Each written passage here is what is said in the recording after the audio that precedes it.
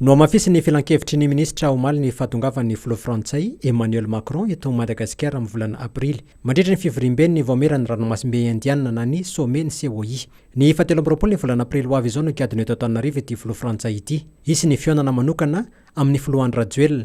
Araina fanaovatsin'io fandramafisana ny fiaraha-miasa amin'ny firenena rotonta izany. Mifototra indrindra amin'ny lafiny fototra avitrasa, angovo, fambolena sy ny fanabeazana izany fifanaovatsiny izany. Anatrika ihany koa ny fihaonam-ben'ny COI mo ity filoha Frantsay ity ny 17 ny volana aprily izay atao eto Antananarivo ihany.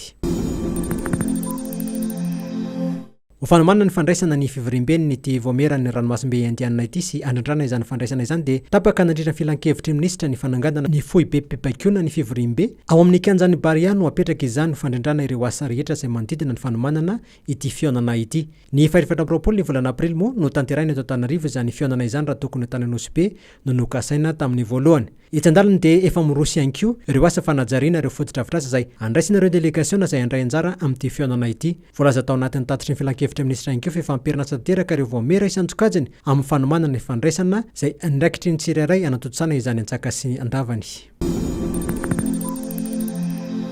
Fa olona 12 izay voalaza fa saika ihondrana an-tsokosoko ho any amin'ny nosy mayoto no tra-tehaky ny zandarimariam tao NOSY BE. Ny alahady lasa teo tao an-tafiana dia kohely no saran'ny zandarimariam izy ireo. Teratany malagasy ny 5 ary teratany avy any Yemen kosa ny 9. Nandritra ny 3 andro hoy ny teo anivon'ny zandarimariam no nanaovana fikarohana rehefa nahazo vaovao momba io fikasana io izahay. Ankoatra ireo mpandeha dia nahitana zava-mahadomelina ihany koa ny botra izay voalaza fa saika ihondrana ny reto mpandeha ireto raha nitatitra avy amin'ny zandarimariam-pirenena tany an-toerana ihany.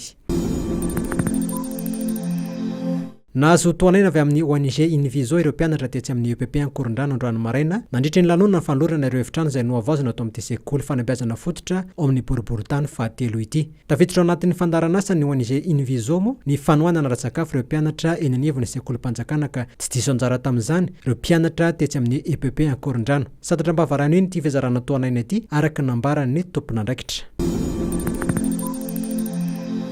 Manana heritreritra hikarakara lalao ara-pirahalahiana ho an'ny Barian'ny Federasion Malagasy ny baolina kitra na ny FMF amin'ny volana Jona ho avy izao. Nandritra ny match de gala izay notanterahana tetsy Mahamasina omaly alarobia no nanambarany Alfred Randriamanampisofo lohan'ny Federasion Malagasy ny baolina kitra fa eo andalam-pandiniana izy ireo ny amin'izay mety ho mpifanandrana. Raha ny faniriany dia atao eo Mahamasina izany raha toka efa azo ny taratasy fafana mandray lalao eo amin'ny kianjan'ny Baria ity. Tsy misy moa lalao iraisam-pirenena ho an'ny Baria amin'ny volana Jona ka afaka manomana tsara ny mpanazatra Corentin Martins alohan'ny atrehana indray ny andro fahafito sy andro fahavalo amin'ny fifanitsanana iandena ny amboara eran-tany amin'ny talanja baolina kitra izay ho tondrosaina amin'ny volana septambra sy amin'ny volana oktobra ho avy izao.